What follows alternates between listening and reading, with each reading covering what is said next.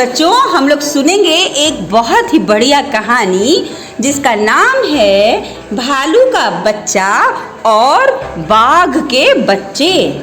तो इस कहानी में क्या होता है कि भालू का बच्चा बगीचे में झूल रहा था। दो बाघ के बच्चे भी बगीचे में आ गए। वो बोले भालू से कि हमें झूलने दो।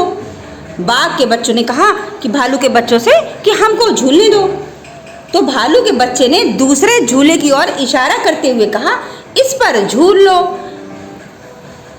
तो बाघ के बच्चे ने कहा कि दिखता नहीं है, हम दो हैं। तो उसने कहा भालू के बच्चे ने कि तुम दो हो तो बारी बारी से झूल लो। समझ में आ रही है कहानी आप लोगों को? कि बाघ में दो झूले लगे थे जिसमें कि भालू का बच्चा झूल रहा था। तभी बाघ के दो बच्चे आए तो उन्होंने भालू से कहा कि तुम हटो, हम लोग झूला झूलेंगे। तो भालू के बच्चे ने कहा कि ये एक झूला खाली है, इस पे झूलो। तो बाघ के बच्चे ने कहा कि हम लोग दो हैं, मतलब वो चाह रहे थे कि भालू का बच्चा हट जाए, दोनों झूले खाली रहेंगे तो हम दोनों लोग झूलेंगे। तो बाघ के बच्चे ने कहा कि दिखता नहीं है, हम दो हैं। तो भालू के बच्चे ने झूलते हुए कहा तुम दो हो तो बारी बारी से झूलो। ठीक कहा कि नहीं उसने?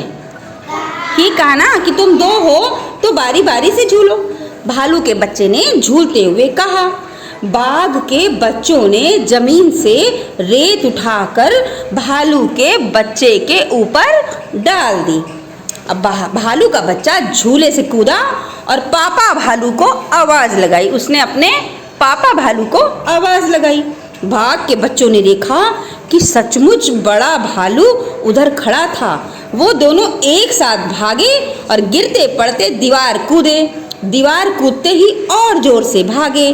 भालू का बच्चा दोनों झूलों पर बारी बारी से झूलता रहा। झूलते हुए उसने सोचा कहीं वे अपने मम्मी पापा को बुला लाए तो। अब वो डर गया। उसने सोचा कि बाघ के बच्चे भाग गए हैं, कहीं वो अपने मम्मी पापा को ना बुला लाएं। उसने सोचा कि मैंने अब काफ़ी झूल लिया, अब दोनों झूलों पर अकेला कब तक झूलूं। सोचते हुए वह भी वहाँ से चला गया।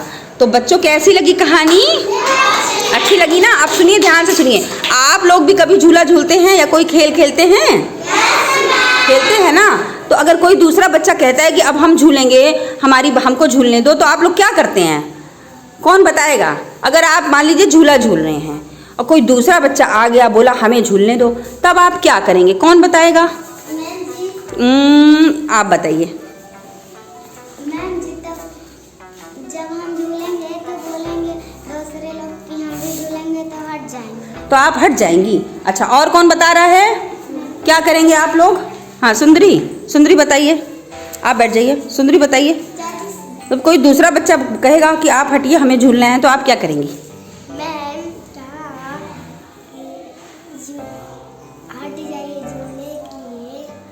हट जाएंगे आप, उसको दे देंगे झूला झूलने के लिए, है ना? यही कह रही है ना?